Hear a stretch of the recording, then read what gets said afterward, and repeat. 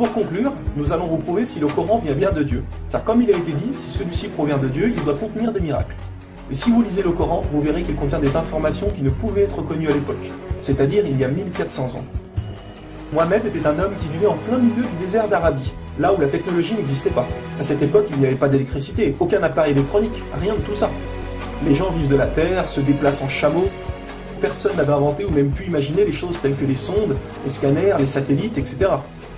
Et pourtant, dans le Coran, nous pouvons lire « Sous l'eau, il y a des endroits où il y a de l'eau douce et de l'eau salée. Et entre les deux se trouve une barrière invisible qui empêche les deux eaux de se compénétrer. C'est-à-dire que le sel de l'eau salée ne va pas dans l'eau douce. Ces barrières les empêchent. Les océanologues comme Jacques-Yves Cousteau ont découvert cela récemment grâce aux sous-marins où ils ont pu faire des prélèvements d'eau, etc. Qui, il y a 1400 ans, en plein milieu du désert, pouvait savoir qu'il y a des barrières invisibles dans l'océan? Il est écrit dans le Coran que l'univers est en expansion continuelle, c'est-à-dire que celui-ci ne cesse de grandir. Les étoiles s'éloignent les unes des autres constamment. C'est en 1920, grâce aux appareils très perfectionnés, tels que les télescopes puissants, que nous avons pu savoir que l'univers était en expansion continuelle. Qui, il y a 1400 ans, pouvait connaître cette information? Nous savons aujourd'hui que les montagnes sont comme des piliers et possèdent des racines.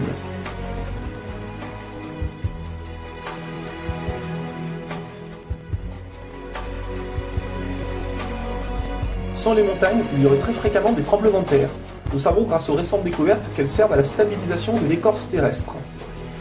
Qui, une nouvelle fois, il y a 1400 ans, pouvait savoir que les montagnes étaient ancrées comme des piliers et que ceux-ci servaient à la stabilisation de l'écorce terrestre? Il est écrit dans le Coran que Dieu a créé les 7 cieux et la terre par le même nombre, c'est-à-dire 7. Nous connaissons aujourd'hui, grâce aux sondes qui vont sous terre, que la planète possède 7 couches terrestres. Le noyau interne solide, le noyau externe liquide, la couche D, le manteau inférieur, puis le manteau intermédiaire, le manteau supérieur et la lithosphère. Qui, il y a 1400 ans en plein milieu du désert, pouvait savoir que la Terre possédait 7 couches? Il était impossible de connaître cela sans la technologie récente. Il est aussi mentionné que les plantes ont des sexes, mâles et femelles. La découverte de la sexualité des plantes fut réalisée par Rudolf Jacob Comé-Marius entre 1660 et 1720. Le Coran explique étape par étape l'embryologie, c'est-à-dire comment un enfant se développe dans le ventre de sa mère. Le professeur Kate Moore, qui a aussi le prix Nobel au Canada de l'embryologie, a confirmé que cela se passait exactement comme indiqué dans le Coran, et a affirmé que ces faits ne pouvaient être connus il y a 1400 ans, et que par conséquent, ces informations avaient été révélées à Mohamed par Dieu. Un exemple, le Coran explique qu'à un moment, le fœtus a la forme d'une sangsue dans le ventre de sa mère. Et si on regarde des images des scanners, nous nous rendons compte que l'embryon a exactement la forme d'une sangsue et qu'il s'accroche à une paroi du corps comme le fait une sangsue. Le mot le plus adapté pour décrire cela est sangsue. Vous voyez comment les versets coraniques s'accordent parfaitement avec la science d'aujourd'hui? Pour savoir cela, il a fallu attendre l'arrivée de scanners, de caméras, etc. Qui, il y a 1400 ans, pouvait décrire en détail les étapes de l'embryologie? Pour ceux qui pensent que le Coran copie certaines civilisations, il faut savoir que certaines personnes auparavant avaient fait des suppositions et avaient pensé des choses qui se sont révélées vraies, mais ont aussi fait énormément d'erreurs, et que soi-disant le Coran les avait copiées. Donc par exemple, si vous prenez un mauvais élève qui copie sur un bon élève, si le bon élève a 18 sur 20, est-ce que le mauvais élève va avoir 20 sur 20?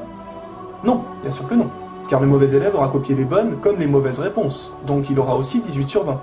Alors si soi-disant le Coran copie les civilisations ou peu importe, comment se fait-il que le Coran extrait le vrai du faux? De plus que ces quelques civilisations ne faisaient que des suppositions. Or Mohamed affirme être sûr de tout ce qu'il dit. Le Coran contient plus de 500 versets dus à la science, sans aucune erreur ou contradiction. Et la technologie d'aujourd'hui ne vient pas contredire, mais confirmer tous les versets un par un du Coran.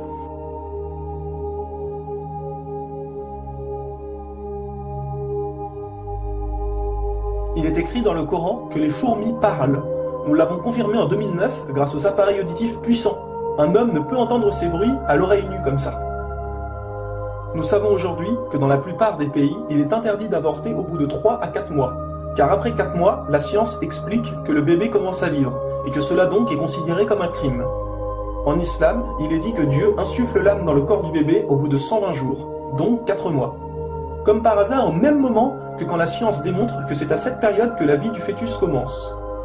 Pour savoir que la vie du bébé commence à 4 mois, il a fallu attendre une nouvelle fois l'arrivée de scanners, IRM, caméras miniatures, etc. Qui, il y a 1400 ans, pouvait savoir que le bébé commençait à vivre au bout de 4 mois? Nous savons qu'au début du monde, il y avait seulement une nébuleuse primaire, compactée en une seule masse et qui a explosé, ce que nous appelons aujourd'hui le Big Bang. Le déroulement du Big Bang est pourtant écrit dans le Coran. Le Big Bang a été découvert au XXe siècle, alors que le Coran a été écrit au 7e siècle. Le Coran affirme que ce sont les abeilles femelles qui ramassent le pollen des fleurs.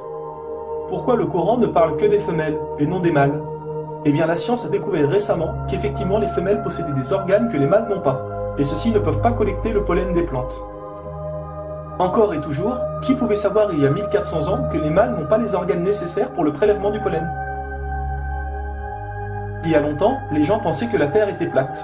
Ce n'est qu'en 1577 que Francis Drake fait le tour de la planète et prouve que celle-ci est ronde. Le Coran, environ 1000 ans plus tôt, affirme que la Terre est ronde, mais ne s'arrête pas à ça. Pour donner un exemple, il est dit que la Terre ressemble à un œuf, mais pas n'importe quel œuf, celui d'une autruche. Et si vous regardez un œuf d'autruche, vous verrez qu'il n'est pas tout à fait rond, mais qu'il est aplati en haut et en bas. Celui-ci est de forme géosphérique. Et nous savons aujourd'hui que la Terre non plus n'est pas tout à fait ronde, mais qu'elle est aplatie au niveau des pôles. Et donc qu'elle est également de forme géosphérique. Qui, il y a 1400 ans, pouvait savoir que la planète Terre était géosphérique? Il a fallu attendre les satellites pour sortir de la Terre pour se rendre compte de cela. Soyons honnêtes, qui, il y a plus d'un millénaire, pouvait faire toutes ces affirmations, sans aucune technologie? Rendez-vous compte, à cette époque-là?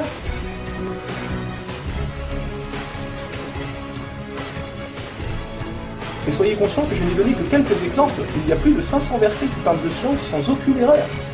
Le Coran parle d'astronomie, de biologie, de physique, de géologie, etc. Ça ne s'arrête pas là. Le Coran ne comprend pas seulement des miracles scientifiques, mais des miracles linguistiques ou numériques. Par exemple, le mot terre apparaît 13 fois dans le Coran, et le mot mer apparaît 32 fois. Additionnez 13 plus 32, cela vous donne 45. Si l'on met cela en pourcentage, 32 fois le mot mer sur 45 donne 71%. Et c'est exactement le pourcentage que la mer recouvre sur la surface de la Terre. La mer recouvre 71% de la surface de la planète. Et 13 sur 45 donne 29%. Et c'est exactement le pourcentage que représente la Terre sur la surface de la planète. Croyez-vous vraiment que cela vient du hasard? Le mot paradis apparaît 77 fois. Et devinez quoi? Le mot enfer apparaît aussi 77 fois. Le mot foi apparaît 25 fois. Le mot mécréance apparaît 25 fois. Le mot dunya, qui signifie le monde d'ici-bas, apparaît 115 fois. Akira, qui signifie le monde de l'au-delà, apparaît 115 fois. Le mot ange, 88 fois. Le mot diable, 88 fois. Les hommes, 23 fois. Les femmes, 23 fois. La vie, 145 fois. La mort, 145 fois. Bonne œuvre, 167 fois. Les péchés, 167 fois. Les 7 cieux apparaissent 7 fois. Et il y a encore plein et plein d'autres exemples.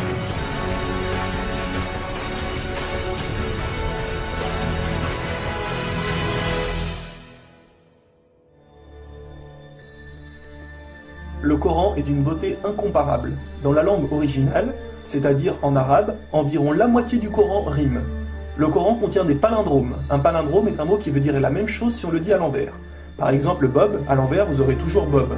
Ou kayak, à l'envers, vous aurez toujours kayak. Un mot comme ça peut se trouver, mais une phrase entière, cela est quasiment impossible. Ou alors votre phrase ne voudra rien dire. Mais non, le Coran possède des phrases entières en palindrome, et ces versets ont un sens très profond. Le Coran ne possède aucune contradiction ou erreur. Je vais donner un dernier exemple avant de conclure. Vous allez vous rendre compte de l'extraordinaire précision du choix des mots. Dans un verset, Dieu dit qu'il n'a pas doté l'homme de 2 cœurs. Pourtant, un peu plus loin, Dieu parle aussi des femmes. Alors pourquoi il ne dit pas « je n'ai pas doté l'être humain de 2 cœurs » ? Pourquoi ne parle-t-il que des hommes, puisque les femmes sont mentionnées après ? Quand nous lisons tout le passage, nous nous rendons compte que Dieu ne parle pas au sens littéral, mais au sens figuré. Il explique que l'homme ne peut pas être croyant ou non-croyant, c'est l'un ou l'autre, les deux ne peuvent pas coexister. Ou on a la foi, ou on l'a pas. Mais si nous prenons ce verset au sens littéral, est-ce vrai? Oui, bien sûr, l'homme ne possède qu'un seul cœur. Mais pour les femmes, elles peuvent être enceintes, n'est-ce pas? Et quand elles sont enceintes, combien de cœurs possèdent-elles? Vous vous rendez compte de ça? Si Dieu avait mis l'être humain au lieu du mot homme, un petit malin aurait pu dire « Hé, il y a une contradiction. Si on prend cette phrase au sens littéral, la femme peut avoir 2 cœurs quand elle est enceinte. » Mais non, même au sens littéral, cette critique est impossible. Que ce soit au sens littéral ou figuré, le Coran est inattaquable. Rendez-vous compte de la précision des mots. Il y a encore plein d'autres choses, mais cela prendrait énormément de temps de tout mentionner. Si cela vous intéresse, il existe de nombreuses conférences réalisées par des savants qui ont été filmées et qu'on peut trouver sur internet, telles que la parole divine de Nouman Ali Khan. Vous avez bien la preuve que le Coran ne peut que venir de Dieu et non d'un être humain. Comment se fait-il que la technologie d'aujourd'hui, la plus développée qui soit, ne puisse créer un seul animal ou plante? Ce que Dieu a créé, nous sommes incapables de le réaliser. Tout ce que nous construisons ne sont rien en réalité face à la nature. Dieu dit dans le Coran, pour ceux qui recherchent des preuves, regardez autour de vous, regardez la nature, l'être humain, l'eau, le soleil. Il y a là des preuves pour ceux qui réfléchissent.